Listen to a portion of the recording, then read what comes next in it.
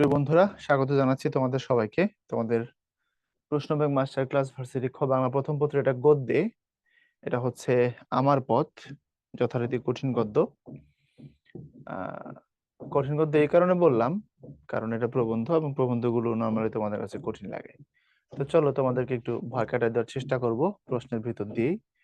আর এখান থেকে বিগত সময়ে প্রশ্ন কেমন আসছে একটু দেখো। ঢাকা বিশ্ববিদ্যালয়ের বিতে অনেকগুলো প্রশ্ন আসছে 5 বার, রাজশাহী বিশ্ববিদ্যালয়ে, তারপরে হচ্ছে চট্টগ্রাম বিশ্ববিদ্যালয়, জাহাঙ্গীরনগরে, অনেক জায়গায় অনেকভাবে, জিএসটি তে প্রচুর প্রশ্ন।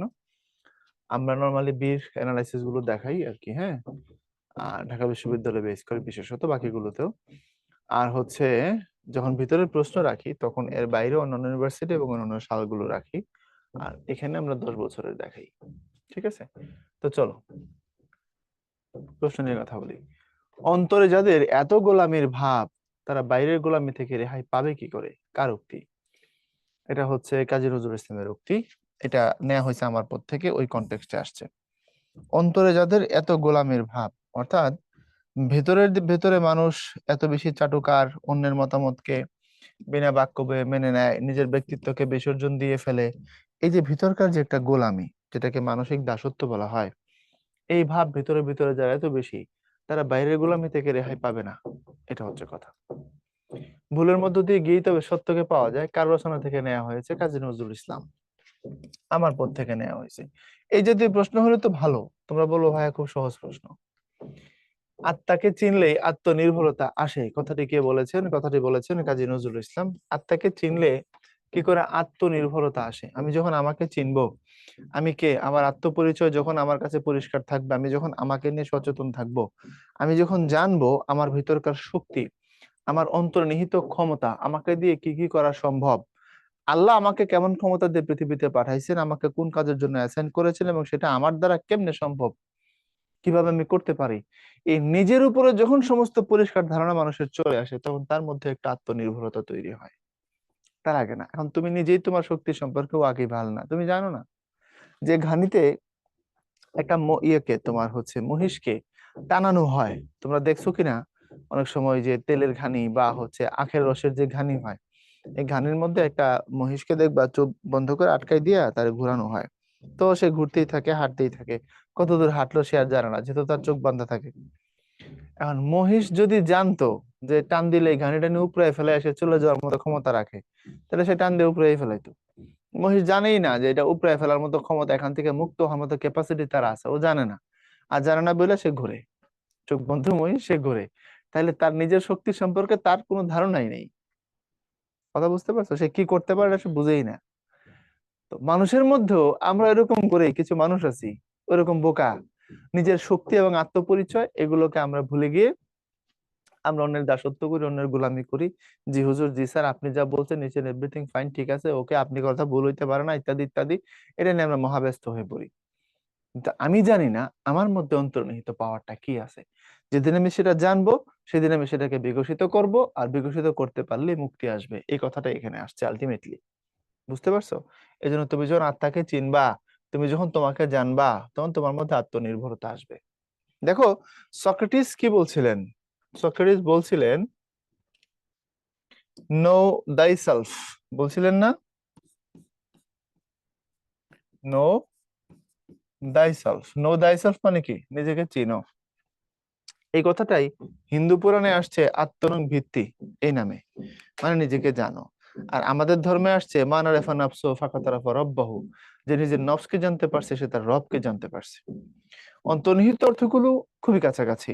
তুমি তোমাকে জানা, তোমার দুর্বলতা, তোমার শক্তি, তোমার পাপ কিভাবে হয়, তুমি পুণ্য কিভাবে করতে পারো, তুমি কিভাবে তোমার রিপুকে দমন করতে পারো, তুমি কিভাবে তোমার আত্মাকে বিকশিত করতে পারো, ইত্যাদি ইত্যাদি। এবং তোমার ভিতরে কি ক্ষমতা আল্লাহ দিয়ে পাঠাইছেন, তুমি কেন তোমাকে জানবা, কেন তুমি তোমার ভিতরে শক্তি সম্পর্কে আইডিয়া অর্জন করবা, এগুলো।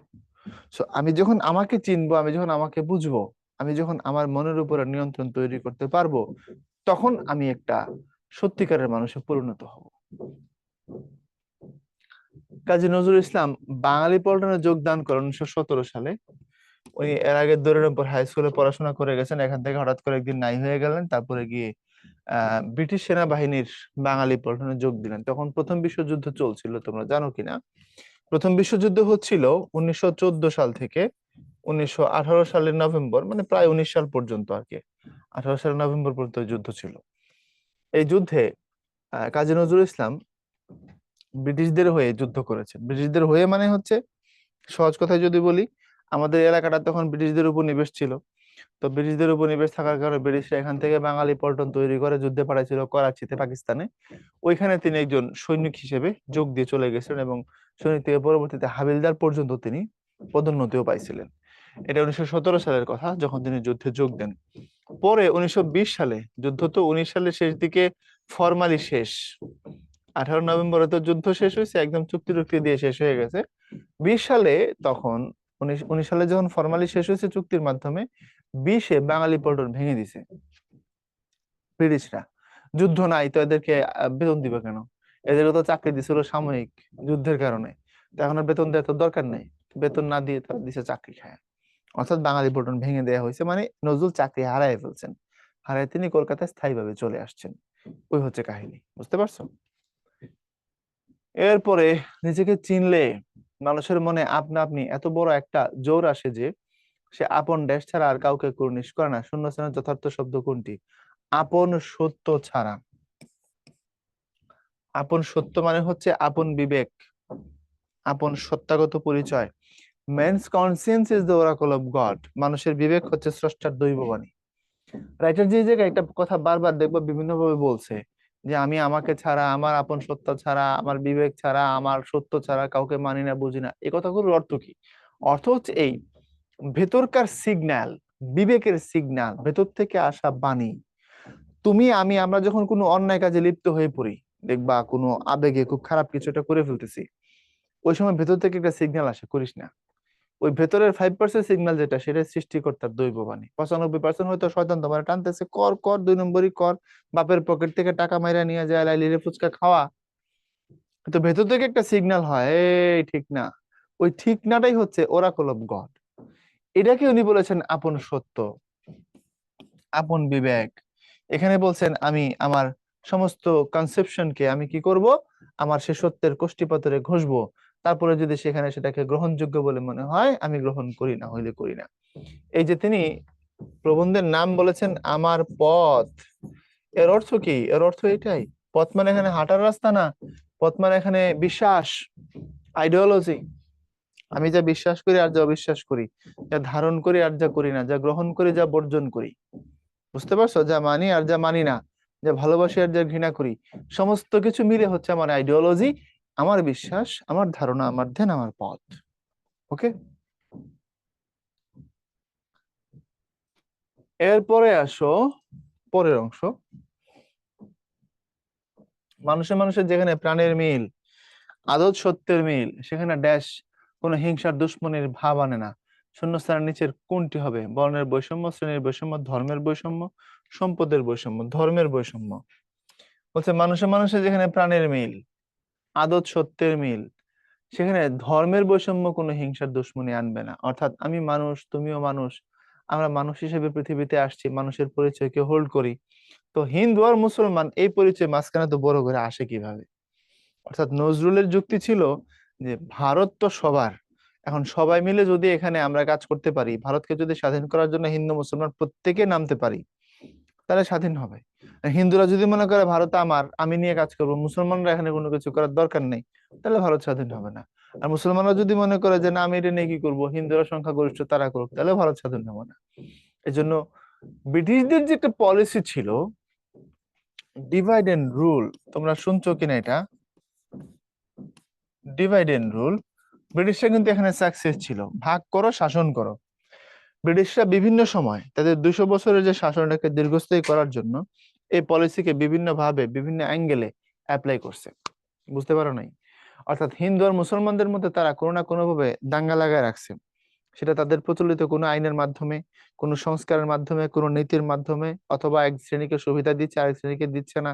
মুসলমানকে একই পদে যে টাকা দেয়, হিন্দুকে একই পদে তার থেকে বেশি টাকা দেয়। এতে করে মুসলমানদের ক্ষোভ ইংরেজদের উপরে যতটা, তার থেকে বেশি গেছে হিন্দুদের উপরে, বাচ্চা বেজাল। এই কাজগুলো করছে ওরা। এখন হিন্দুরা মুসলমানরা ডিভাইড হয়ে গেছে, তাদের মধ্যে দলাদলি হয়েছে, বিভাজন হয়েছে, তাদের মধ্যে একতা, তোমার হচ্ছে একতা নষ্ট হয়েছে। আর এই সুযোগটা নিছে ব্রিটিশরা। কোন জনগোষ্ঠীকে তুমি যদি বিভিন্ন ধ্যান ধারণায় ভাগ করে দিতে পারো, তাহলে তারা বিরোধিতায় ব্যস্ত থাকবে, তখন তোমারে আর তারা তাড়ানোর টাইম পাবে না, তখন তুমি তাদের উপরে মাতব্বরি করতে পারবা সহজে। আর তারা একত্রিত হয়ে গেলে তোমার হালুয়া টাইট করে দিবে। এই জন্য ব্রিটিশরা এই সিস্টেমটাকে অ্যাপ্লাই করছে। তার সর্বশেষ একদম লাস্ট একটা চেষ্টা ছিল, বলতে পারো সফল চেষ্টা, সেটা ছিল হচ্ছে বঙ্গভঙ্গ। কিভাবে এটা সফল চেষ্টা ছিল? দেখো, বঙ্গভঙ্গ 1905 সালে হয়েছিল। বঙ্গভঙ্গ মানে কি? বাংলাকে ভাঙ্গা। তো ধরো এটা পুরোটা বাংলা, এটাকে দুই ভাগ করে করছে, করে এটার নাম দিছে পূর্ববঙ্গ ও আসাম। পূর্ববঙ্গ ও আসাম আমাদের বর্তমান বাংলাদেশ নিয়ে আর আসাম নিয়ে, এবং এটা রাজধানী করছে ঢাকাকে। পুরোটা যখন একসাথে ছিল তখন রাজধানী ছিল হচ্ছে কলকাতা। তো এখন যখন পূর্ববঙ্গ এবং আসামকে আলাদা করা হয়েছে, এই জায়গাটা মূলত মুসলিম অধ্যুষিত। মানে আমাদের আজকের বাংলাদেশ আর আসাম মিলে হচ্ছে নতুন প্রদেশ হয়েছিল না, 1905 সালে, ওই সময়কার কথা আর কি। তো তখন পূর্ববঙ্গ আসাম নামে যখন নতুন প্রদেশ হয়ে গেল, নতুন রাজধানী করা হলো ঢাকাকে। তো ঢাকার নতুন রাজধানী, নতুন প্রদেশ, আমাদের এখানকার যারা মুসলিম সংখ্যাগরিষ্ঠ মানুষ, আমরা খুশি হয়েছি। আমরা বলছি কলকাতায় গেলে হিন্দুদের লাঠিগোতা খাইতে হয়, ওরা আমাদেরকে পাত্তা দেয় না, ওরা অনেক শিক্ষিত বলে মনে করে, আমাদেরকে বাঙাল বলে। এই জন্য আমরা এখন আর ওখানে যাব না। আমাদের নতুন পরিচয় হয়েছে, নতুন প্রদেশ হয়েছে, নতুন রাজধানী হয়েছে, সমস্ত কিছু নিয়ে আমরা খুশি, আমরা বগল বাজাইলাম। আর কলকাতার হিন্দুরা, বিশেষ করে উঁচু বর্ণের হিন্দুরা, তাদের টাকা পয়সা অনেক বেশি ছিল, বিজনেস ছিল, জমিদারি ছিল অনেকের, তারা খুব কষ্ট পাইল। তারা বলল যে পূর্ববঙ্গের মানুষ যদি এখন কলকাতায় না আসে, আমাদের মার্কেট ধসে যাবে। বুঝো নাই কথা? যে জিনিস নোয়াখালীতে কিনতে পাওয়া যায় অ্যাভেলেবল ভালো দামে, এটার জন্য কেউ ঢাকায় আসবে না, ওখানে নাই বলে এখানে আসে। যেসব জিনিস আমরা পেরিফেরিতে পাই, সেটার জন্য রাজধানীতে আসবো কি? মানে ভালো এমআরআই মেশিন যদি নীলফামারীতে পাও, ওখানে তুমি এমআরআই করবা, ভালো রিপোর্ট যদি হয়। যদি না হয় তখন তুমি ঢাকায় আসবা, সিম্পল। তো কোনো কিছু কিনতে, কোনো বিলাস দ্রব্য তুমি চিটাঙ্গে পাচ্ছ, ঢাকায় কেন আসবা? আবার তুমি যদি মনে করো এটা পাওয়াই যায় হচ্ছে ঢাকাতে, কোথাও পাওয়া যায় না, তখন তুমি ঢাকায় আসবা, ঠিক না? তো আমরা তখন বললাম যে আমাদের প্রদেশ হয়েছে মানে আমাদের সবকিছু এখানে নতুন করে হবে, আমাদের প্রশাসনিক কাজেও আর কলকাতা যাওয়া লাগবে না, আর ঢাকাতে নতুন করে নতুন কিছু তৈরি হবে, সো কলকাতা আউট। কারণ কলকাতার ব্যবসায়ীরা মনে করলো যে এরা যদি না আসে, তাহলে আমার ব্যবসা তো শেষ। এক নম্বর, জমিদাররা দেখলো তাদের বাড়ি হচ্ছে ওই পারে, জমিদারি পড়ে গেছে এই পারে।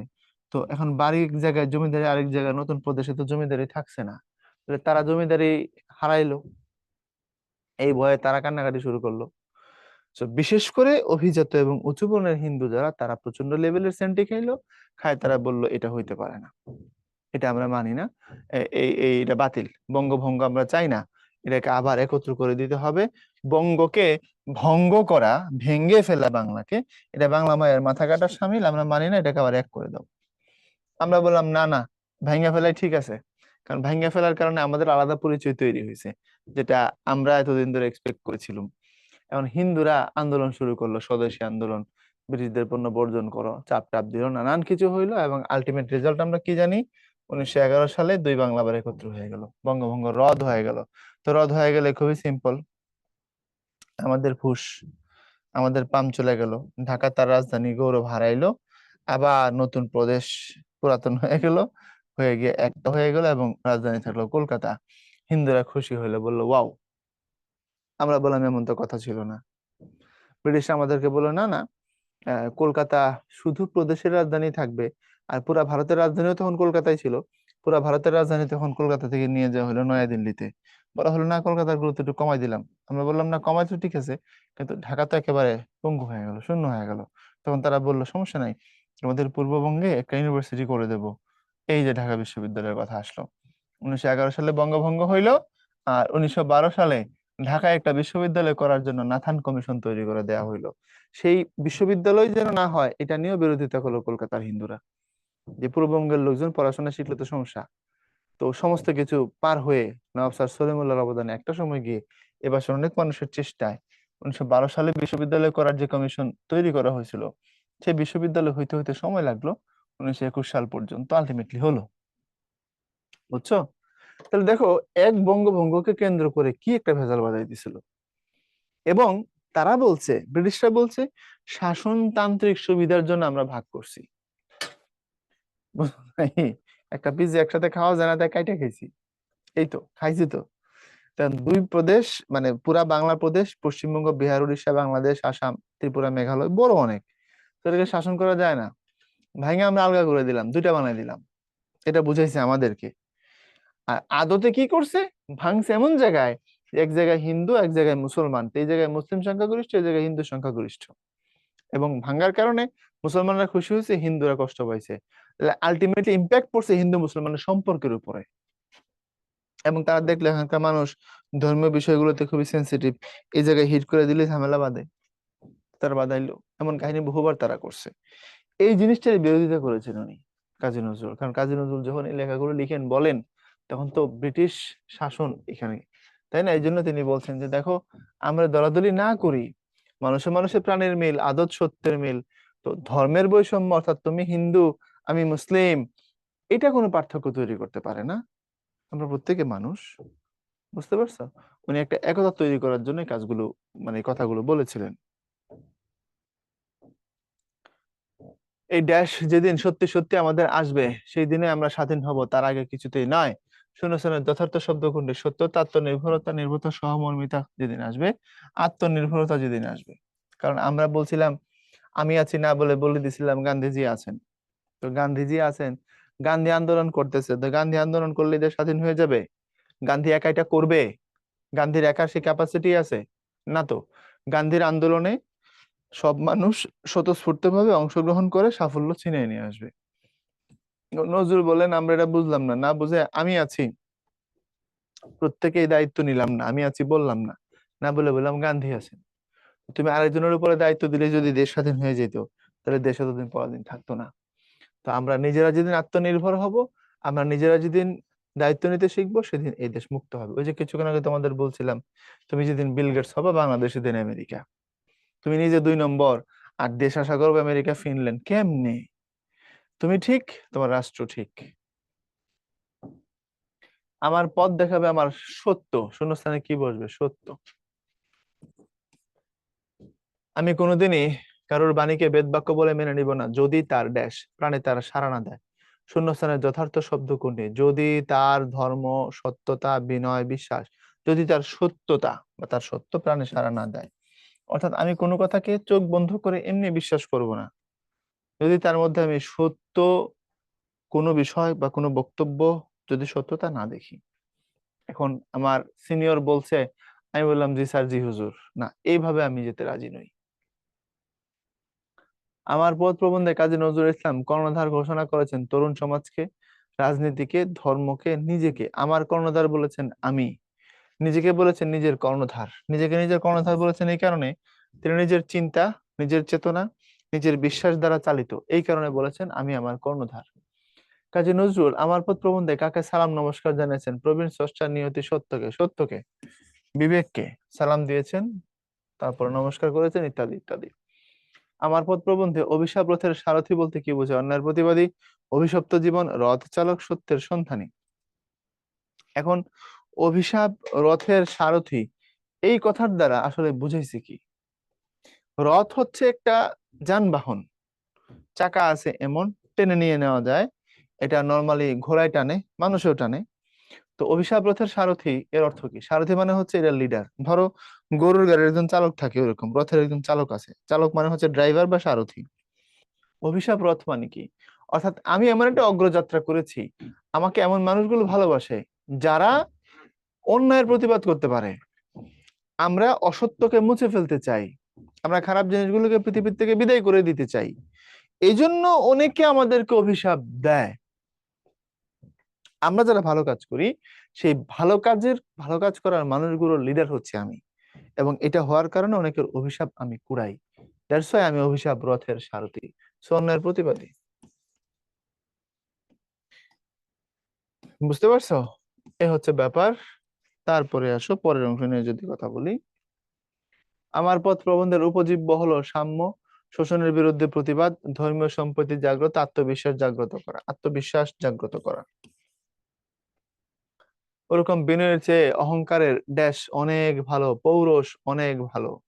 আমার পথ শীর্ষক রচনার এই বাক্যের শূন্যস্থানে বসবে পৌরষ। তুমি দেখো, এখান থেকে যে প্রশ্নগুলো আসতেছে প্রতিটা প্রশ্নই বলতে গেলে কোড করে করে আসতেছে। এখানে কি বসবে, এটার দ্বারা কি বুঝাইছে, এই শব্দের অর্থ কি, হ্যাঁ, বা শূন্যস্থানের কোন শব্দ আসবে, ইত্যাদি ইত্যাদি। অর্থাৎ সহজ কথায় যদি তোমাকে আমি এখান থেকে আইডিয়া দিই, এই লেখাটা সাইজে ছোট, অলমোস্ট 1.5 পেজের কিছু বেশি, তাই না? ছোট্ট একটা লেখা, কিন্তু লেখাটা ছোট হইলেও এটার মেসেজ কত ডিপ, এটার চিন্তাগুলোর ভারী কত বেশি, এবং এখানে যে বক্তব্যগুলো আছে সেই বক্তব্যগুলোর কত বেশি ওজন, এখান থেকে এটা প্রমাণ হয়। নইলে ছোট্ট একটা লেখা, অল্প কিছু একটা কথা, এটা ইন্টারমিডিয়েটের বইতে পাঠ্য করা হয়েছে, এবং সেখান থেকে এভাবে প্রশ্ন আসতেছে। সো এটাকে সিরিয়াসলি নিবা। এরপরে কাজী নজরুল ইসলাম কোন পত্রিকার কবিতার জন্য কারাবরণ করেছিলেন? আনন্দময়ের আগমনে। তাকে কারাবরণ করতে হয় আনন্দময়ের আগমনে কবিতা রচনার জন্য। কেন? এই কবিতার মধ্যে উনি এমন কিছু বলছেন, ব্রিটিশরা চটে গেছিল। ব্রিটিশরা বলছিল যে আমাদেরকে তো একেবারে ছেঁড়া বেড়া করে ফেলা হয়েছে, মান সম্মান সব নষ্ট করে ফেলা হয়েছে, সুতরাং নজরুলকে ধরো। ব্যাপারটা কেমন? ব্যাপারটা হলো এই, নজরুল ওই কবিতায় আনন্দময়ী মানে দেবী দুর্গা বা দশভুজা দুর্গাকে বললেন যে বেটি, তুই আর কতদিন মাটির ঢেলার মূর্তির আড়াল হয়ে থাকবি? তোর এবসেন্সে এই দিকে পুরা দেশ দখল করে নিয়ে গেছে হচ্ছে চারালের গোষ্ঠী। চারালের গোষ্ঠী মানে হচ্ছে ইংরেজরা, বুঝছো? চারাল বা চামার বা চর্মকার বা মুচি একই শব্দ না সব? জুতা যারা সেলাই করে। তো হিন্দু বর্ণভেদ অনুসারে সবার উপরে হচ্ছে ব্রাহ্মণ, তারপরে ক্ষত্রিয়, তারপরে বৈশ্য, তারপরে নমশূদ্র। তো নমশূদ্রের মধ্যে একদম নিচু হচ্ছে আবার এরা, চারাল। তো উনি বলছেন দুর্গাকে যে তুই মাটির ঢেলার মূর্তির আড়াল হয়ে আছিস, তুই নেই বলে। দুর্গা তো হিন্দু ধর্ম যে দুর্গতি না আসেনি, তার 10 হাতে অস্ত্র সজ্জিত থাকে। আয়সা এগুলা দিয়ে যুদ্ধ করে সে খারাপ জিনিসগুলাকে দূর করে দেয়, সত্যকে প্রতিষ্ঠা করে, এই না? তো উনি বললেন যে তুই যে মাটির ঢেলার মূর্তির আড়াল হয়ে আছিস, তোর অ্যাবসেন্সে তুই নাই বলে এই এই সুযোগে চারালের গোষ্ঠী এই দেশকে দখল করছে, দখল করে দেব শিশুদেরকে চাবুক মারতেছে, অন্যের পৃষ্ঠপোষকতা দিচ্ছে, সত্যের উপরে নির্যাতন নিপীড়ন চালাচ্ছে। তো তুই তাড়াতাড়ি আয়, আয়সা এই চামারের গোষ্ঠীকে মাইরা সোজা করে দে। এখন দুর্গাকে বলতেছে আয়সা যেন চামারকে পিড়ায়। তাহলে চামারকে ইংরেজরা, ইংরেজরা বললো সর্বনাশ, আমাদেরকে চামার কয়, ধরো। নজরুলকে ধরে 1 বছরের জন্য জেলে ঢুকাই দিল। বুঝছো এবার কাহিনীটা? প্রথমবার উনি কারাবরণ করেছিলেন। এবং সবচেয়ে মানে উল্লেখ করার মতো বিষয় হচ্ছে এই, তখনকার সময় এত বড় বড় কবি, একমাত্র কবি নজরুল যার 5টা বই নিষিদ্ধ হয়েছিল।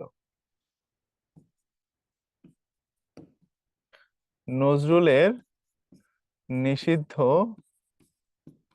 গ্রন্থ সমূহ, হ্যাঁ, তোমরা অবশ্যই, আমি আবারও মনে করে দিই, মাস্টার ক্লাসগুলো দেখার পরে তোমাদের পরামর্শ এবং মতামতগুলো আমাদেরকে গ্রুপে জানাবা, গ্রুপে পোস্ট করবা, বলবা কি চাচ্ছ, কেমন উপকার হচ্ছে, হচ্ছে কিনা, এবং সামনে তোমরা কেমন কি প্রত্যাশা করো।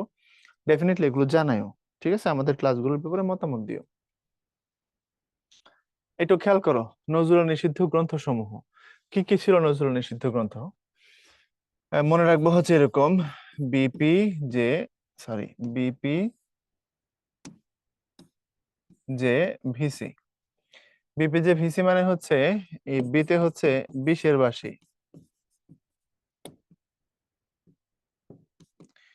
তারপরে পিতে হচ্ছে প্রলয় শিখা, পিতে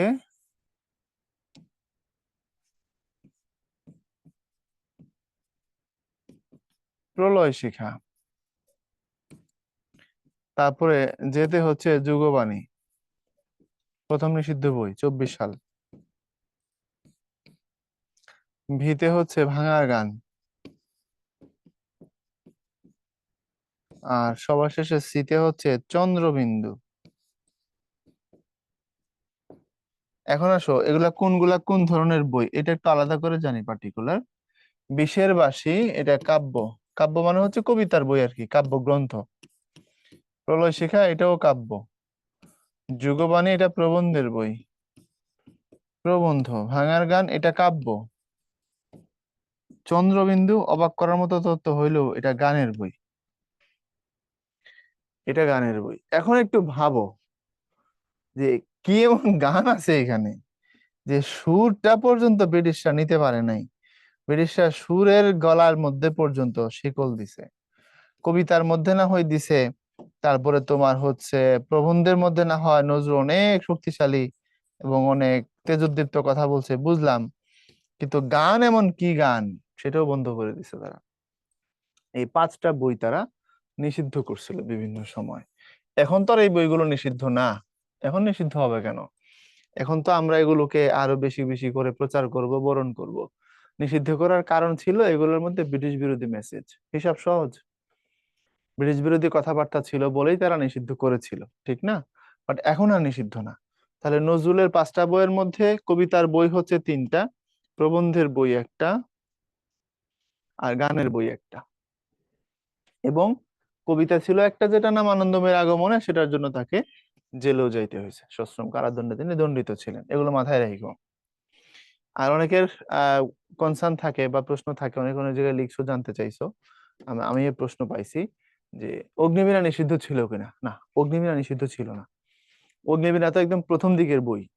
এই বই যদি 5 বছর পরে আসতো নিষিদ্ধ করেই দিত হয়তো বা তখন। তো নজরুল অগ্নিবীণার মধ্যে তো শক্তিশালী লেখা লিখছে, তারপরে নিষিদ্ধ না করার কারণ হয়তো ব্রিটিশরা অবজারভেশনে রাখছিল তাকে বা বুঝতে চাচ্ছিল, ওইরকম কিছু একটা। নইলে শুধু বিদ্রোহী কবিতার মধ্যেই তো কত ভয়ঙ্কর ভয়ঙ্কর কথা আছে। মানে বলা আছে, আমি বিদ্রোহী ভিগু ভগবান বুকে এঁকে দেই পদচিহ্ন, আমি শক্তা ফানা হেয়ালে বিধির বক্ষ করিব ভিন্ন।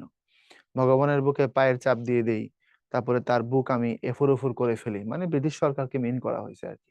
ব্রিটিশ এই সাম্রাজ্যের প্রেক্ষাপটে বা এই ভারতের প্রেক্ষাপটে ব্রিটিশরা শাসক না, এই জন্য বলা হয়েছে তার পায়ে আমি, তার বুকে আমি পাড়া দিয়ে ধরি, আমি তার বক্ষ ভিন্ন করে ফেলি, মানে এই দিক দিয়ে ঢোকাবো ওই দিক দিয়ে বের করবো, ব্রিটিশদেরকে বলা হয়েছে। তারপরে বলা হয়েছে আমি মানি না কোনো আইন, কোনো আইনই মানি না আমি। এখন তুমি একটা রাষ্ট্রে যদি বলো আমি আইন মানি না, রাষ্ট্রদ্রোহিতা, এরকম অনেক শক্তিশালী কথাবার্তা আছে। তারপরে শুরুর দিক হতে পারে এই জন্য ব্রিটিশরা তার এই বইগুলো নিষিদ্ধ করেনি। তারপরে আসো, ঐক্যের মূল শক্তি হলো সম্প্রীতি। কোন লেখকের উক্তি? বঙ্কিম, রবীন্দ্রনাথ, কাজী নজরুল, আবুল ফজল। এখন বলো এটা কার লেখা পড়তেছো? আমার পথ। আমার পথ কার লেখা? কাজী নজরুল, আমাদের ছোট দুলাভাইয়ের লেখা। নজরুল বড় ছোট দুলাভাই, রবীন্দ্রনাথ বড় দুলাভাই, দুজনেই বাংলাদেশের জামাই, এই জন্য দুজনেই দুলাভাই বলি আমি আর কি। ভুলের মধ্য দিয়েই আহ, ভুলের মধ্য দিয়ে গিয়েই তবে সত্যকে পাওয়া যায়, কোন রচনার অন্তর্গত? আমার পথ। তারপর আমার পথ গল্পটি কাজী নজরুল ইসলামের কোন প্রবন্ধ গ্রন্থ থেকে সংকলিত? এটা হচ্ছে রুদ্রমঙ্গল থেকে, কিন্তু এটা মূলত গল্প না, প্রশ্নের কথাটা ভুল, এটা প্রবন্ধ। কাজী নজরুল ইসলাম অভিনীত চলচ্চিত্র ধ্রুব। ধ্রুব, এখানে তিনি নারদের ভূমিকায় অভিনয় করেছেন।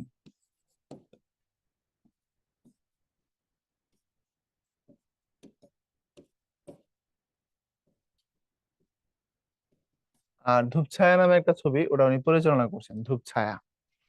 বুঝতে পারছো? ধূপছায়া, ওটার উনি ডিরেক্টর ছিলেন। জীবনে কত কিছুই তো করছেন এই ভদ্রলোক। ধূপছায়ার ছিলেন হচ্ছে পরিচালক। তাই না? নজরুল নিয়ে আমাদের লাইফে আমরা অনেক কিছু শুনছি, এখন পর্যন্ত আছে, বা অনেক মিস্টিরিয়াস ঘটনাও আছে। আবার হুজুরদের কিছু বাড়াবাড়ি আছে। তোমাদেরকে যদি আমি এক কথা জিনিসগুলো পরিষ্কার করে দেই, আমাদের দেশে এক্সট্রিমিস্ট শ্রেণী আছে দুটো। এক, তারা হচ্ছে কাজী নজরুলকে আল্লাহর ওলি লেভেলে পৌঁছানোর চেষ্টা করে, কারণ কাজী নজরুল মুসলমানের সন্তান এই কারণে। আর রবীন্দ্রনাথ খুব খারাপ লোক, কারণ সে মুসলমান না, সে হিন্দু। কারণ আদতে রবীন্দ্রনাথ হিন্দুও না, উনি ব্রাহ্ম ধর্মের ছিলেন, যাই হোক মুসলমান তো আর না। এই জন্য আমাদের মুসলমানদের মধ্যে দুইটা শ্রেণী, যারা নজরুলকে একেবারে অনেক উপরে, বিশাল আল্লাহওয়ালা লোক, আর রবীন্দ্রনাথ একেবারেই খারাপ, এই জাতীয় একটা ধারণা আছে। দেখো, এই ধারণার দুটোতে সমস্যা। কারণ হচ্ছে এই, তারা অনেক কিছু জানে না। তারা নজরুলকে এই যে এত কিছু বলে, দেখো নজরুল মুসলমান বলে, বা নজরুল প্রচুর পরিমাণে গজল লিখছে, আমি যদি আরব হতাম, মদিনার পথ যে পথে হেঁটে যেতেন নূর নবী হযরত, অথবা নবী মোর পরশমণি, নবী মোর সোনার খনি, অথবা মুহাম্মদের নাম জপেছিলি বুলবুলি তুই আগে। মানে এই জিনিসগুলোর কারণে বা রমজানের রোজার শেষে আমরা মনে করতেছি নজরুল একদম পাক্কা প্র্যাকটিসিং মুসলিম, এই একটা বিশ্বাস আমাদের মধ্যে গেড়ে বসছে। এখন দেখো, আমি তোমাকে কিছু জিনিস দেখাই, আবার সিদ্ধান্ত আমি দেওয়ার চেষ্টা করব। নজরুল ধ্রুব ছবিতে অভিনয় করেছেন নারদের ভূমিকায়। নারদকে হিন্দু ধর্মের চরিত্র। ধূপ ছায়া এই ছবিতে উনি ছিলেন ডিরেক্টর। দুটার কোনোটাই ইসলামের সাথে যায় না, কোনোটাই যায় না। আচ্ছা, তুমি বলতে পারো ভাইয়া এটা তো একটা অ্যাক্টিং। আমাদের বাংলাদেশেও তো মিশা সওদাগর সিনেমাতে নারী ধর্ষণ করে বেড়ায়, কিন্তু সে তো বলে সব জায়গায় প্রচার করে ব্যক্তিগত জীবনে সে নামাজি মানুষ, 5 ওয়াক্ত সে নামাজ পড়ে। এটা ভাই অভিনয়, এটা একটা সিনেমা পরিচালনা করছে, দ্যাটস ইট, ইত্যাদি ইত্যাদি। আচ্ছা, তো যে নজরুল যে মাথা দিয়ে রাসূলের প্রেমে আপ্লুত হয়ে নবী মোর পরশমণি, নবী মোর সোনার খনি, নবী নাম জপে যেজন সেই তো দোজাহানের ধনী লিখেছেন, সেই নজরুল আবার শ্যামা সঙ্গীত লিখেছেন। প্রচুর শ্যামা সঙ্গীত আছে তার। এটা কি তুমি জানো? বইতে তো শ্যামা সঙ্গীতের কথা আছে, উনি শ্যামা সঙ্গীতের রচয়িতা। এর অর্থ কি? শ্যামা সঙ্গীত হচ্ছে দেবী কালীর প্রশংসা। তোমরা যদি শ্যামা সঙ্গীত গুলো একটু শুনো, বা ধরো তুমি একটু যদি পড়ো গুগল করে, দেখবা সেখানে কালীকে মা বলে সম্বোধন করে, কালীর প্রশংসা উনি কিভাবে করেছেন এবং কালীর সান্নিধ্য তিনি কিভাবে পাইতে চাইছেন, কালীর আরাধনা তিনি কিভাবে করেছেন। হ্যাঁ, তো এখন নজরুল তার ছেলে অরিন্দম খালিদ যখন মারা গেল, অরিন্দম খালিদের আমরা যে নামটা জানি বুলবুল, অরিন্দম খালিদ মারা যাওয়ার পরে নজরুল রীতিমতো অরিন্দম খালিদের জন্য পাগল হয়ে গেছিল, তাকে আবার দেখতে চাইছিল। বর্ধমানের বরদাচরণ মজুমদার একজন কালী উপাসক, তার কাছে গিয়ে সে বলল যে আমি আবার চাই। তো বরদা প্রসাদ চরণ মজুমদার তাকে আবার কালী সাধনার দিলেন, সূত্র দিলেন, ধর্ম শিখাইলেন। নজরুল জীবনে কালী সাধনা পর্যন্ত করছেন, হিন্দু ধর্মের প্র্যাকটিসিং লোক ছিলেন একটা সময়ে গিয়ে। এবং প্রায় 200-র মতো, 180 কম বেশি, উনি শ্যামা সঙ্গীত লিখছেন। যে শ্যামা সঙ্গীত গুলোতে তিনি একজন প্রচন্ড দেবী কালীর ভক্ত হিসাবে নিজেকে উপস্থাপন করেছেন। এখন তুমি যদি নজরুলের শ্যামা সঙ্গীত পড়ো বা শোনো, তাহলে তাকে একজন পরিপূর্ণ পুরোহিত মনে হবে। হিন্দু পুরোহিত ছাড়া এত ধর্মের জ্ঞান দিয়ে গোছগাছ করে লেখা সম্ভব না। আবার তুমি যদি তার ইসলাম ধর্মীয় গজলগুলো শুনো, তাকে মুহাদ্দিস বা মুফাসসির মনে হবে, মাওলানা মনে হবে। এখন প্রশ্ন হচ্ছে আসলে সে কি? আসলে সে কিছুই না, আসলে সে কবি। আসলে না সে পুরোহিত, না সে মাওলানা মুফাসসির মুহাদ্দিস, সে কবি। এটাই তার বড় পরিচয়। তো কবিদের ধর্ম, কবিদের ধর্মীয় বিশ্বাস, কবিদের ধর্মীয় দর্শন, এগুলো নিয়ে সাধারণ মানুষ বা পাঠক যারা আমরা, আমাদের ধাক্কাধাক্কি না করাই ভালো। আমরা বলবো তারা সাহিত্য সৃষ্টি করেছেন, সৌন্দর্য সৃষ্টি করেছেন, তারা তাদের চিন্তার কথাগুলোকে প্রকাশ করেছেন। তাদের সাহিত্যিক কাজের সাহিত্যিক মূল্যায়নের মাধ্যমে আমরা তাদেরকে দেখব। এখন নামে কাজী নজরুল ইসলাম লিখেছেন গজল, তাই তিনি আমার অতি আপন। আর রবীন্দ্রনাথ নামে হিন্দু বা ব্রাহ্ম, এই জন্য তাকে ছুঁড়ে ফেলে দিতে হবে না। ব্যাপার দুটার কোনোটাই ঠিক না। দুজনেই সাহিত্যিক, বড় সাহিত্যিক, বড় প্রতিভার মানুষ। তাদের হাতে বাংলা সাহিত্য বিকশিত হয়েছে, বাংলা সাহিত্যের সৌন্দর্য অনেক বেশি বাড়ছে, বাংলা ভাষা ও সাহিত্যের মর্যাদা অনেক বেশি শক্তিশালী হয়েছে। এই জায়গাগুলোকে তুমি মূল্যায়ন করো, এটা নিয়ে তুমি গবেষণা করো। এর বাইরে অন্যান্য জায়গার অন্য কোনো পরিচয়ের কারণে একদিকে হেলে পড়া, এটা আসলে মানা যায় না। এগুলো কোনো মানে লিবারেল চিন্তা হইতে পারে না। মনে থাকবে? এগুলো মাথায় রাখো আর কি, হ্যাঁ, এগুলো ভুলে গেলে চলবে না। এবং এই যে এক্সট্রিমিস্ট শ্রেণী আছে ধাক্কাধাক্কিতে ব্যস্ত, এগুলাতে আবার গা ভাসায় দিও না। সাহিত্যিক সাহিত্যিক, হ্যাঁ, কারো লেখা তোমার ভালো নাই লাগতে পারে, স্বাভাবিক, লাগবে না, কিন্তু এগুলো করবা না আর কি। ঠিক আছে, তোমার কাজ হচ্ছে সাহিত্য নিয়ে থাকা। ভালো লাগলে তার বই পড়লা, লাগলো না পড়লা না। কিন্তু উগ্রবাদ, সে যে কোনো জিনিস নিয়ে হোক, এটা ভয়ঙ্কর। বুঝতে পারছো? এই জন্য সুন্দর মন এবং যুক্তি দিয়ে বিচার করতে পারা। তারা কবি, তাদেরকে কবির পরিচয়ে রাখা। ইনফ্যাক্ট নজরুলের পরবর্তী বংশধর যারা এখন পর্যন্ত বেঁচে আছেন, খিলখিল কাজী, মিষ্টি কাজী, তার নাতনিরা, বা একটা ছেলে ছিল যেই তোমার কাজী সব্যসাচী, এই সব্যসাচীর বংশধর যারা আছে বেঁচে এখন পর্যন্ত, তুমি জানো যে তারা না হিন্দু না মুসলমান। এই মেয়েগুলোর তোমার তুমি যদি অবয়ব দেখো, তারা শাখা পরে, সিঁদুর পরে, শাড়ি পরে, কিন্তু আবার যে প্র্যাকটিসিং হিন্দু এমনও না, কিন্তু বেশভূষাটা এমন। ইনফ্যাক্ট তারা প্র্যাকটিসিং মুসলিমও না, তারা তাদের মতো করে আছে, তারা দুই ধর্ম সম্পর্কে জ্ঞান রাখে। তাদের কথা শুনলে বুঝতে পারবা। এমনকি সব্যসাচীর ইয়ে পর্যন্ত হয় নাই, খাতনা পর্যন্ত হয় নাই মুসলিম নিয়ম মেনে। সো নজরুল কেমন, নজরুল নজরুলের মতো ছিলেন। তো এই জিনিসগুলো নিয়ে অহেতুক আবেগে বাড়াবাড়ি করবা না। তারা কবি, কবি হিসাবে তাদের প্রাপ্য সম্মানের জায়গায় তাদেরকে রাখো। ঠিক আছে ভাইয়া? তারপরে আসো, যার মনে মিথ্যা, সে মিথ্যাকে ভয় করে। উক্তিটির অর্থ কি? সত্য মিথ্যা পাশাপাশি চলে, সত্য মিথ্যাকে আড়াল করে। সত্য কখনো লুকানো যায় না, সত্য মিথ্যাকে ভয় পায় না। তো যার মনে মিথ্যা, সে মিথ্যাকে ভয় করে, এর অর্থ হচ্ছে সত্য মিথ্যাকে ভয় পায় না। রাজভয়, লোক ভয় কোনো বই আমাদের বিপথে নিয়ে যাবে না। রাজভয় ও লোক ভয় শব্দ দুটি কোন ধরনের সমাস? রাজার ভয়, লোকের ভয়। তো রাজার ভয় আর লোকের ভয় যদি হয়, তো কোন ধরনের সমাস হচ্ছে? তৎপুরুষ। রাজার ভয়,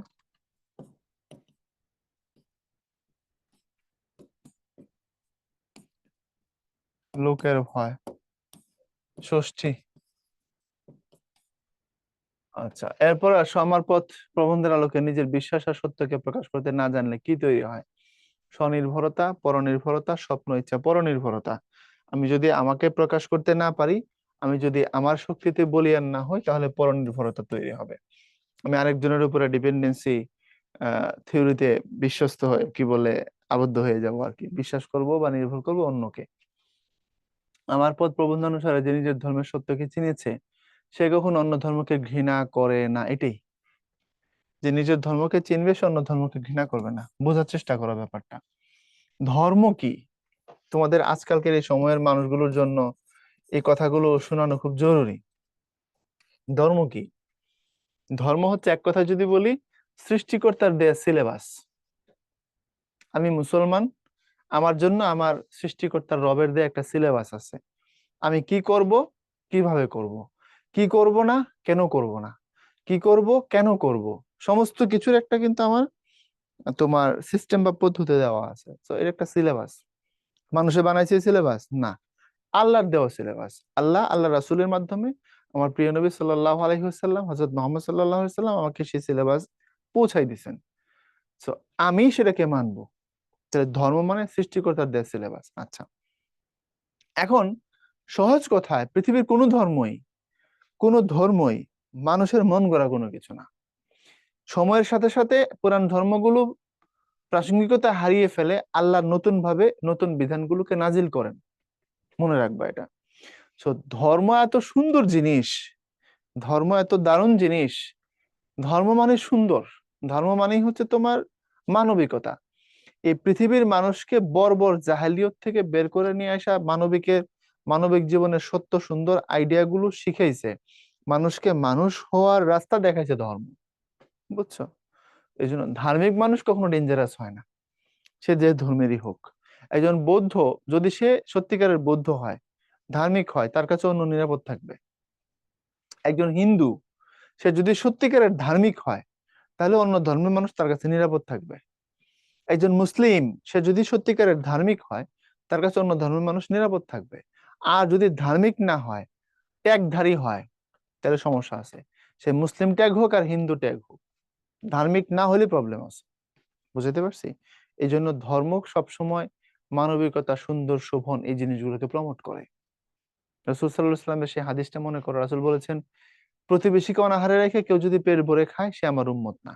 কারণ প্রতিবেশী মুসলিম হওয়া লাগবে, এই কথাই ব্যাখ্যায় বলা নাই হাদিসে, তাফসিরেও বলা হয়নি। সে প্রতিবেশী অন্য ধর্মের হতে পারে, এমনকি কোনো ধর্মের নাও হতে পারে, সে মানুষ। আল্লাহ তাকে সৃষ্টি করেছেন, আল্লাহ তাকে বাঁচায় রাখছেন। এই পৃথিবীর আলো বাতাসের অক্সিজেনে আল্লাহ তার অধিকার রাখছেন। আল্লাহর রহমত নিয়েই সে বেঁচে আছে। সে তোমার ধর্মের ভাই নাও হতে পারে, কিন্তু সে মুসলিম। বুঝো নাই? যদি সৃষ্টিকর্তা তার জন্য পৃথিবীর রহমত এবং রিজিক উঠায় নিতেন, সে তো মারা যাইতো। যেহেতু রব নেননি, তাকে রাখছেন এই জায়গায়, আল্লাহ পৃথিবীতে থেকে স্থান দিয়েছে, তুমি তার খবর নাও। এটাই ধর্মের সৌন্দর্য, দেখো কত চমৎকার। এই জন্য, যে নিজের ধর্মকে বিশ্বাস করবে, সে যে ধর্মেরই হোক, যে নিজের ধর্মের বিউটি গুলোকে জানবে, সে অন্য ধর্মের মানুষের উপরে কি হবে না, কখনো আগ্রাসী হবে না। এটাই বলছে এই জায়গায়। এরপরে দেখো ঝান্ডা শব্দটির সঙ্গে সাদৃশ্যপূর্ণ শব্দ পতাকা, যুদ্ধ, আগুন, ঝড়। ঝান্ডা হাতে নিয়ে বের হলাম মানে পতাকা হাতে নিয়ে বের হলাম। আমার পথ প্রবন্ধটিতে কাজী নজরুল ইসলাম কোন দম্ভে দাম্ভিক হওয়ার কথা বলেছেন? তারুণ্য, সত্য, ন্যায়ের দম্ভ, ক্ষমতার দম্ভ। সত্যের দম্ভে দাম্ভিক হওয়ার কথা বলেছেন। সম্মার্জনা শব্দের অর্থ কি? ঘষে মেজে পরিষ্কার করা। কাজী নজরুল ইসলাম আহ কাজী নজরুল ইসলাম তোমার হচ্ছে কাজী নজরুলের রচনা নয় কোনটি? অগ্নিবীণা, বিশের বাসি, সন্ধ্যা, রাত্রিশেষ। রাত্রিশেষ, রাত্রিশেষ হচ্ছে আহসান হাবিবের লেখা।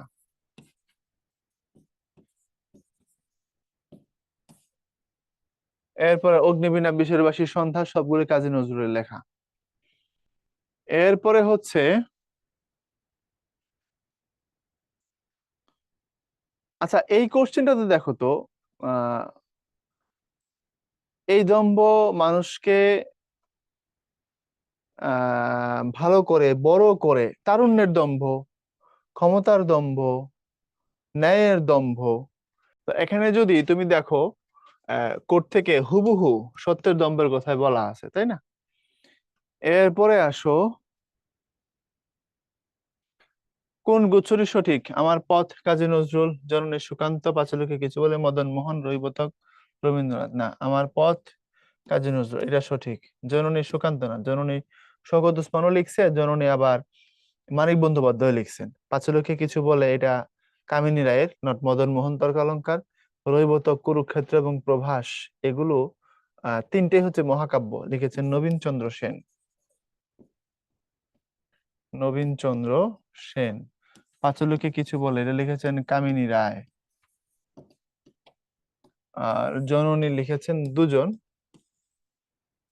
একজন শওকত ওসমান, একজন মানিক বন্দ্যোপাধ্যায়। আচ্ছা, তারপরে আমার পথ প্রবন্ধে কোন রাজনৈতিক ব্যক্তিত্বের উল্লেখ আছে? মহাত্মা গান্ধী। বলছেন গান্ধী আমাদের শেখাচ্ছিলেন কি করে আত্মনির্ভর হতে হয়। মানুষ ধর্মের সবচেয়ে বড় ধর্ম, উক্তিটি কোন প্রাবন্ধিকের? কাজী নজরুলের। কারণ আমরা মানুষকে মানুষ হিসেবে বিবেচনা করব। মানুষ ধর্ম বড় ধর্ম মানে মানুষকে মানুষের পরিচয় বিবেচনা করা, তাকে হিন্দু, মুসলিম, বৌদ্ধ, খ্রিস্টান এভাবে ডিভাইডেশনে না নিয়ে যাওয়া। আমি যদি তোমরা আমাকে যারা শুনছো এখন, তোমাকে যদি আমি মনে করি বিভক্ত করব, আমি বিভিন্ন ভাবে করতে পারি। নোয়াখালী, বরিশাল, উত্তরবঙ্গ, দক্ষিণবঙ্গ, হিন্দু, মুসলমান, Brazil, Argentina, Awami League, BNP, হ্যাঁ তাই না, বিভিন্ন ভাবে করতে পারি। কিন্তু সবাইকে যদি আমি একটা পরিচয় আবদ্ধ করতে চাই, তাহলে আমি বলবো মানুষ। এটাই হচ্ছে মানুষ ধর্ম। তারপরে দেখো কাজী নজরুল ইসলামের কোন কবিতাটি চট্টগ্রামে রচিত হয়েছিল? সিন্ধু হিন্দোল, হিন্দোল, সিন্ধু হিন্দোল। চিটাঙ্গে পতঙ্গে গিয়েছিলেন তিনি, ওখানে। মিথ্যা বিনয়ের চেয়ে অনেক বেশি ভালো আহ বাক্যটি কোন গদ্যে বলা হয়েছে? আমার পথ। অহংকারের পৌরুষ মিথ্যা বিনয়ের চেয়ে ভালো। কোনটি কাজী নজরুল ইসলামের উপন্যাস নয়? ব্যথার দান, এটা গল্পের বই। আর বাঁধনহারা, মৃত্যু কথা, কুহেলিকা, এই তিনটাই ওনার উপন্যাস। উনি সব মিলে উপন্যাস লিখেছেন এই তিনটা। এর মধ্যে বাঁধনহারা প্রথম এবং বাংলাদেশের প্রথম পত্র উপন্যাস। এর মধ্যে সব মিলে 18টা চিঠি আছে। 18টা চিঠি মিলে একটা গল্পের বা উপন্যাসের অবয়ব তৈরি করেছে, এই জন্য পত্র উপন্যাস। কাজী নজরুল ইসলামের মতে কিসের মধ্য দিয়ে সত্যকে পাওয়া যায়? মনুষ্যত্ব, ধর্ম, সংগ্রাম, ভুল। ভুলের মধ্য দিয়ে গিয়ে সত্যকে পাওয়া যায়। মানুষ ধর্মের সবচেয়ে বড় ধর্ম কথাটি কে কোন রচনায় বলেছেন? বলেছেন কাজী নজরুল মানুষ কবিতায়, কাজী নজরুল আমার পথ লেখায়। এরপরে রাজবন্দির জবানবন্দি কে রচনা করেছেন? এটা রচনা করেছেন কাজী নজরুল ইসলাম। এরপরে কাজী নজরুল ইসলাম সম্পাদিত পত্রিকা কোনটি? ধূমকেতু। উনি সব মিলে তিনটা সম্পাদনা করছেন, ধূমকেতু, নবযুগ আর লাঙল, এই তিনটা। মৃত্যুক্ষুধা কোন ধরনের রচনা? মৃত্যুক্ষুধা উপন্যাস। কাজী নজরুল ইসলাম কোন গ্রন্থটি রবীন্দ্রনাথ ঠাকুরকে উৎসর্গ করেন? সঞ্চিতা, এটা। সঞ্চিতা কাজী নজরুলের কাব্য সংকলন। কাব্য সংকলন মানে হচ্ছে ধরো আমার অনেকগুলো কবিতা আছে, আমার নিজের কবিতাই 5,000 ধরো, সেখান থেকে আমি 100 কবিতাকে এক জায়গায় নিয়েছি, আমিই নিয়েছি, এটাই সংকলন। তো নজরুলের যতগুলো কবিতা আছে সেগুলো সংকলনের নাম হচ্ছে সঞ্চিতা। আর রবীন্দ্রনাথের অনেকগুলো কবিতা, ওটার সংকলনের নাম হচ্ছে সঞ্চয়িতা। তো এই সঞ্চয়িতা হচ্ছে রবীন্দ্রনাথের সংকলন, এটাও সংকলন কিন্তু আলাদা বই না।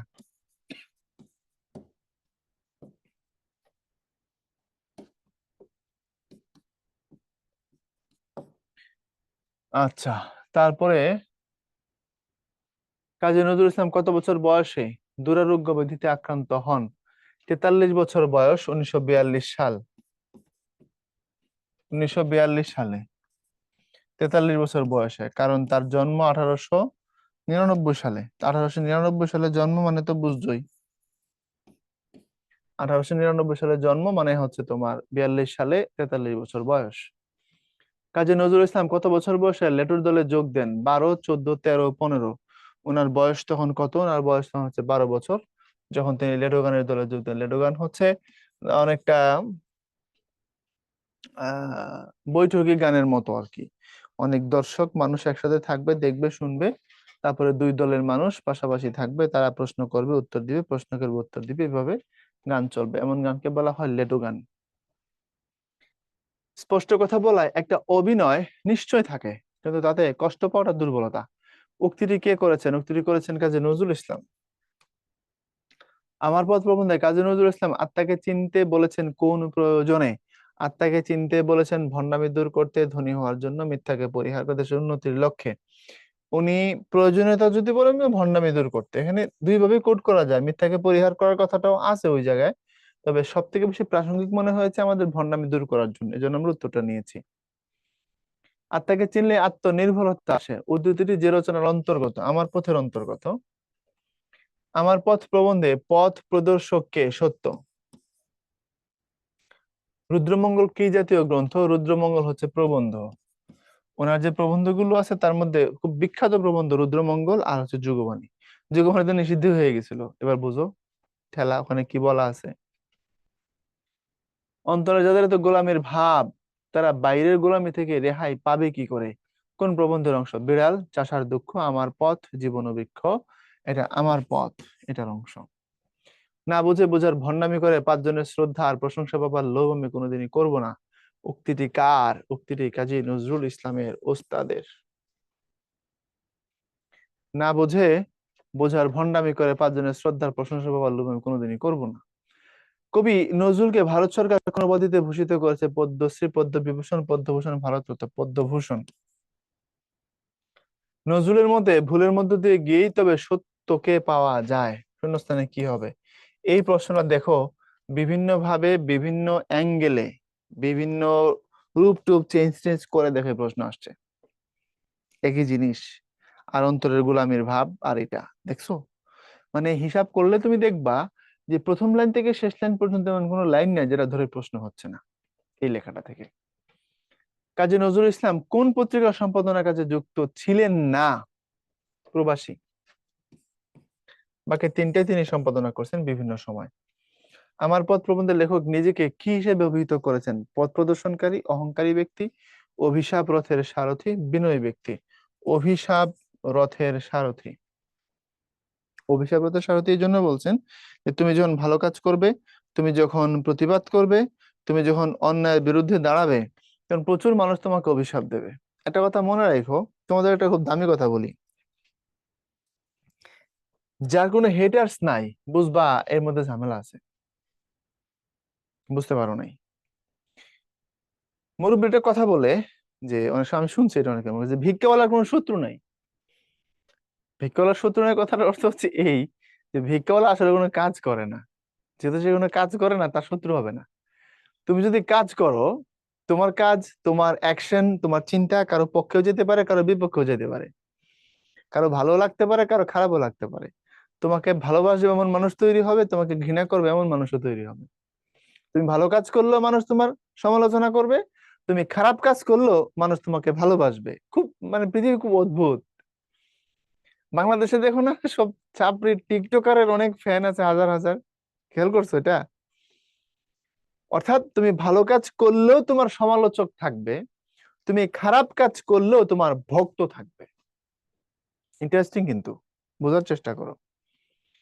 এর মানে হচ্ছে তুমি যদি কোনো কাজ করো, দুই শ্রেণীর মানুষই তোমার জন্য তৈরি হবে কাজ করলে। একদল তোমাকে ভালোবাসবে, আরেক দল তোমাকে হয়তো ঘৃণা করবে, তার বিপক্ষে গেছে, তার মতের বিপক্ষে বা তার চিন্তার বিপক্ষে। কারণ আমরা পিক এন্ড চুজ করি। তো এখন আমার তারে ভালো লাগছে না, আমি তার বিপক্ষে যাব, এটাই স্বাভাবিক। কাজ করলে ভালো মতো বুঝবা। আচ্ছা, এখন ভিক্ষাওয়ালার হেটার্স নাই কেন? ভিক্ষাওয়ালার হেটার্স নাই কারণ সে কিছু করে না, সে ভিক্ষা করে, এই কারণে, তাই তো? আচ্ছা, যদি এখন ভিক্ষুকরা মারামারি করে, ওটা আলাদা কথা, আমি দার্শনিকতার জায়গাটা দেখাচ্ছি। এখন আসো আমাদের রাষ্ট্রীয় বা বৈশ্বিক পরিমণ্ডলে অনেক মানুষ আছে, দেখবো আমরা বলবো হ্যাঁ উনি খুব ভালো লোক, তার মানে হেটার্স নাই। আচ্ছা, একজন মানুষ ভালো লোক হলে হেটার্স নাই থাকতে পারে, আমি সে বিতর্কে যাচ্ছি না। তবে মনে রাখো, হেটার্স না থাকাটা খারাপ লক্ষণ। খারাপ লক্ষণ এই কারণে, ফেরেশতার কোনো হেটার্স নাই, কারণ ফেরেশতা মানুষের সাথে এসে ডিল করবে না কোনো কিছুতে। আর মানুষের মধ্যে হেটার্স না থাকতে পারে মুনাফিকের। কেন? কারণ মুনাফিক যেখানে যাবে সেখানের কথাই বলবে। আমার কাছে এসে আমার পক্ষে বলবে, তোমার কাছে গিয়ে তোমার পক্ষে বলবে, আরেকজনের কাছে গিয়ে তার কথাটা বলবে। এর মানে হচ্ছে মুনাফিক হচ্ছে হলুদের মতো আর কি, রংচং মাখায়া যখন যেখানে যেমন থাকা যায় তেমন থাকার চেষ্টা করবে। তোমার কথা ভাল লাগে নাই, তাও সেটা বলবে না, না এটা আপনার সাথে আমি একমত হলাম না, এটা বলবে না। বিনয়ের সাথে সে দ্বিমত না করে সে বলবে, জি জি আপনি যা বলছেন ঠিক। আর ভিতরে ভিতরে বলবে তুই একটা বদমাইশ। আর আরেকজনকে যে আবার ওই একই কথা বলবে। এর মানে মুনাফিক সময় সুযোগ অবস্থার পরিপ্রেক্ষিতে নিজেরা ভালো রাখার জন্য অভিনয় করে বেড়ায়, আসল রূপকে সে গোপন করে রাখে। বুঝতে পারছো? সে বর্ণচোরা, আপন বর্ণ সে লুকিয়ে রাখে। সে সব জায়গায় গিয়ে ভালো হইতে চায়, ভালো থাকতে চায়। এইটা খুব খারাপ লক্ষণ। এই জন্য মনে রাখবা, যদি কারো হেটার্স না থাকে তাহলে বুঝবা সে সব সাইড মেনটেন করে, সবাইকে সে তেল দেয়, বা সব জায়গায় গিয়েই সে ওই ভাইবে চলার চেষ্টা করে, তার নিজস্বতা সে নাই, অথবা নিজস্বতাকে সে লুকায় রাখছে। এটা মুনাফিকের লক্ষণ। তোমাকে আমার পছন্দ হইলো না, আমি বলতেছি জি জি, আর তোমাকে আমার পছন্দ হয়েছে হিংসার কারণে বললাম ধৈর্য। দুটোই মুনাফিকের লক্ষণ। কারণ মুনাফিক কথা বললে মিথ্যা বলে, ওয়াদা দিলে এটা সে ভঙ্গ করে, আমানত রাখলে সে খেয়ানত করে। তাহলে আমি মুখে বললাম পছন্দ করি, আসলে করি না, তাহলে আমি ডাবল স্ট্যান্ডার্ড, আমি মিথ্যা বলেছি। বুঝছো? এই জন্য মুনাফিক ডেঞ্জারাস।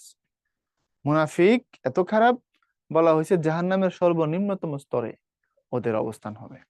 এর জন্য তোমার যদি কাউকে কোনো কথা ভালো না লাগে, তুমি বিনয়ের সাথে বললো যে না ভাই, না আঙ্কেল, না স্যার, এটার সাথে আমি একমত হতে পারিনি, আমার কাছে এটা কি এরকম মনে হয়।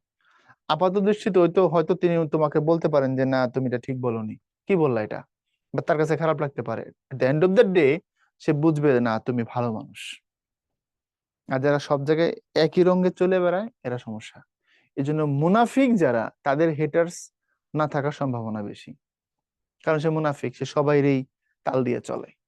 আর যে সত্যবাদী, ভালো কথা বলতে পছন্দ করে, ভালোভাবে চলে, তাকে কেউ পছন্দ করবে কেউ পছন্দ করবে না, এটাই স্বাভাবিক।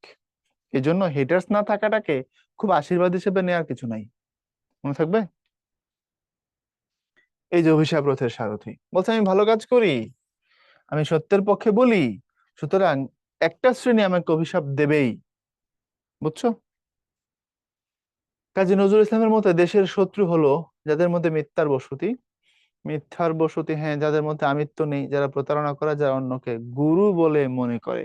যারা অন্যকে গুরু বলে মনে করে, এমন ভাবে মনে করে নিজের সমস্ত কিছুকে বিসর্জন দিয়ে, আমার সমস্ত সত্তাকে বিসর্জন দিয়ে, আমার বিশ্বাসকে আমি বাদ দিয়ে আরেকজন যা বললো বলছে সমস্যা, এদের মধ্যে সমস্যা। ওকে? ওরকম বিনয়ের চেয়ে অহংকারের পৌরষ অনেক অনেক ভালো। কোন রচনার অন্তর্গত? আমার পথ। নজরুলের গল্প গ্রন্থ কোনটি? শিউলিমালা, এটা গল্প গ্রন্থ। কোহেলিকা, বাঁধনহারা, মৃত্যু ক্ষুধা, এই তিনটাই উপন্যাস। রাজবন্দির জবানবন্দি কি ধরনের রচনা? এটা হচ্ছে তোমার প্রবন্ধ। এরপরে কাজী নজরুল ইসলাম কোন সময় থেকে অসুস্থ হয়ে পড়েন? 42 সালের জুলাই।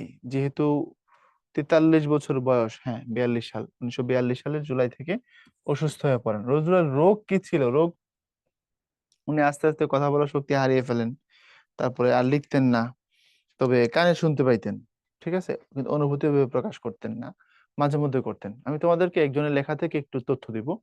তোমরা মাইলস ব্যান্ড নাম শুনছো? মাইলস, এই ব্যান্ডের নাম শুনছো সবাই, গান টান শুনো যেহেতু কম বেশি। মাইলস, এই যে শাফিন আহমেদ, হামিন আহমেদ, নাম শুনছো না? এই শাফিন আহমেদ এবং হামিন আহমেদের মা, উনি মারা গেছেন, প্রয়াত মানুষ, ফিরোজা বেগম, আল্লাহ জান্নাত দিক। উনি, এই ফিরোজা বেগম একজন বাংলাদেশী নজরুল সঙ্গীতের বিখ্যাত গায়িকা ছিলেন। আমি ফিরোজা বেগমের লেখার মধ্যে পড়ছি পত্রিকায়, উনি লিখছেন যে আমরা অনেক সময় কবির বাড়িতে যেতাম, এই যে ধানমন্ডিতে বঙ্গবন্ধু সরকার ওনাকে থাকতে একটা বাড়ি দিছিলেন, স্বাধীনতার পর তো তাকে ঢাকায় নিয়ে আসা হয়েছিল। তো তাকে গান শুনাইতাম, বিশেষত কোনো উপলক্ষের, যখন হয়তো জন্মদিন বা কোনো স্পেশাল ডেতে তাকে বসে বসে গান শুনাইতাম, তার লেখা গান আর কি, নজরুল সঙ্গীত গুলো। বলছে উনি খুব মনোযোগ দিয়ে শুনতেন এবং উচ্ছ্বাস প্রকাশ করতেন, প্রায় হাসতেন মিটিমিটি করে, এবং গান শেষ করে চলে আসার সময় উনি চাইতেন না যে আমরা চলে আসি, আরেকটু যেন শোনাই, আরেকটু যেন থাকি, এরকম একটা অভিব্যক্তি তার মধ্যে আমরা দেখতাম। এবং গানগুলো শোনার সময় একটা শিশু সুলভ চঞ্চলতা, তার মধ্যে একটা খুশি আমরা তার মধ্যে প্রত্যক্ষ করেছি। মাইলস ব্যান্ড, শাফিন আহমেদ, হামিন আহমেদের মা ফিরোজা বেগম, এই ফিরোজা বেগমের লেখা থেকে আমি তোমাদের শোনাইলাম, বুঝছো? এবং এরা অনেকের লেখাতে আমি আমি জানছি, পড়ছি, বা তোমরাও পাবা। আমি তোমাকে একদম কোট করে বললাম আর কি। উনি অনুভূতির জায়গাটা সুস্থ মানুষের মতো প্রপারলি এত তীব্র ছিল না, তবে উনি বুঝতে পারতেন পারিপার্শ্বিকতাগুলোকে, বুঝতে পারছো, কিন্তু লিখেননি আর কোনোদিন। এরপরে, যার নিজের ধর্মে বিশ্বাস আছে, যে নিজের ধর্মের সত্যকে চিনেছে, সে কখনো অন্য ধর্মকে ঘৃণা করতে জানে না, কোন রচনা সন্নিবেশিত হয়েছে? আমার পথ। এই কথা নিয়ে তোমাদের সাথে ডিটেইলে ভাইয়া কিছুক্ষণ আগেও আলোচনা করেছি, এই জন্য এটা এখনকার সময়ে কথা খুব প্রাসঙ্গিক। ধর্মীয় উগ্রবাদ বা আমি মুসলমান তুমি হিন্দু, বের হয়ে যাও, বা এই টাইপের এই যে বিভাজন, এই যে একটা রেষারেষি গুতাগুতি চলছে এখন বিশ্বে, এটার সমাধান খুব জরুরি, নাহলে পৃথিবী অশান্তির নরকে পরিণত হয়ে যাচ্ছে। অন্তরে যাদের এত গোলামের ভাব, তারা বাইরের গোলামি থেকে রেহাই পাবে কি করে? কার রচনার অংশ? কাজী নজরুল ইসলাম। কোনটি কাজী নজরুল ইসলামের রচনা? আমার পথ। আমার পথ প্রবন্ধে প্রদত্ত মানুষ কিভাবে নিজেকে ছোট করে ফেলে, আত্মবিশ্বাস হারিয়ে খুব বেশি বিনয় প্রকাশ করে, মিথ্যাকে প্রশ্রয় দিয়ে অহংকার করে, খুব বেশি বিনয় প্রকাশ করে। তুমি যদি বেশি বিনয় দেখাইতে যাও, তাহলে সত্য জিনিসকেও মিথ্যা বলে মেনে নেওয়া লাগবে, কারণ স্যার বলছে তো, উস্তাদ বলছে, বড় ভাই বলছে, তো বড় ভাই যেহেতু বলছে, এটা কি ভুল হইতে পারে? এই যে অতি বিনয় দেখাইতে গেছো, জি স্যার আপনি যা বলছেন, তো বেশি বিনয় দেখাইতে গেলে অনেক সময় তুমি তোমার আত্মপরিচয়কে হারিয়ে ফেলবা। আগুনের সম্মার্জনা বলতে কাজী নজরুল ইসলাম কি বুঝিয়েছেন? পরিষ্কার করা আগুনের ঝাড়ু, আগুনের স্ফুলিঙ্গ, ধূমকেতু। কাজী নজরুল কি বুঝাইছেন? আগুনের ঝাড়ুকে বুঝাইছেন, ঘষে মেজে পরিষ্কার করে ফেলবেন আগুনের সম্মার্জনা দ্বারা। ঢাকা বিশ্ববিদ্যালয়ের এতে 17-18-তে আসছে এই প্রশ্ন। কবি কাজী নজরুল ইসলাম সম্পাদিত পত্রিকার নাম কি? নবযুগ এবং ধূমকেতু। আরেকটা আছে, যোগ করে দেই, লাঙল। উনি সব মিলে 3টা সম্পাদনা করেছেন। মিথ্যা বিনয়ের চেয়ে বেশি ভালো হলো অহংকার, অহংকারের পৌরষ। মিথ্যা বিনয়, নিজেকে শেষ করে ফেলার, ব্যক্তিত্বকে হানি করে ফেলার বিনয়ের থেকে অহংকারের পৌরুষকে উনি ভালো বলেছেন। মৃত্যুকথা উপন্যাসটি কার লেখা? মৃত্যুকথা কাজী নজরুল ইসলামের লেখা, শ্রেষ্ঠ উপন্যাস ওনার এটা। নজরুলের মতে গান্ধীজি শিখিয়েছিলেন আত্মাবলম্বন, তাই না? নিজের উপরে নিজের শক্তি, আত্মবিশ্বাস। আর আমরা উল্টা ভাবে শিখছি, আমরা বলছি গান্ধীজি আছেন, মানে আমরা সমস্ত আশা ভরসা সবকিছু দিয়ে দিছি গান্ধীর উপরে, নিজের দায়িত্ব নিতে শিখি নাই। এই জন্য তোমাকে দায়িত্ব নিতে হবে, তোমাকে দায়িত্ব নিয়ে কাজ করতে জানতে হবে। যেদিন তুমি সেটা জানবা, সেদিন তুমি সত্যিকারের মানুষ এবং ব্যক্তিত্ব সম্পন্ন একটা মানুষে পরিণত হবা। কাজী নজরুল ইসলামের প্রবন্ধ কোনটি? অগ্নিবীণা, ঝিলিমিলি, শিউলিমালা, রুদ্রমঙ্গল। রুদ্রমঙ্গল। শিউলিমালা গল্প, ঝিলিমিলি নাটক, অগ্নিবীণা কাব্য। ওনার নাটক আছে 4টা,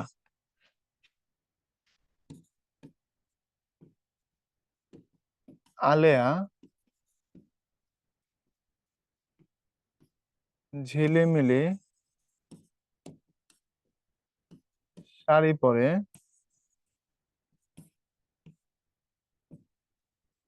মধুমালাকে নিয়ে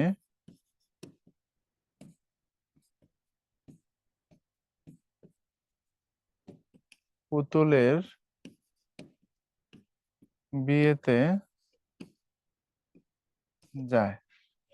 তো আলেয়া ঝিলিমিলি শাড়ি পরে মধুমালাকে নিয়ে পুতুলের বিয়েতে যায়। এখান থেকে দেখো, আলেয়া ঝিলিমিলি মধুমালা পুতুলের বিয়ে।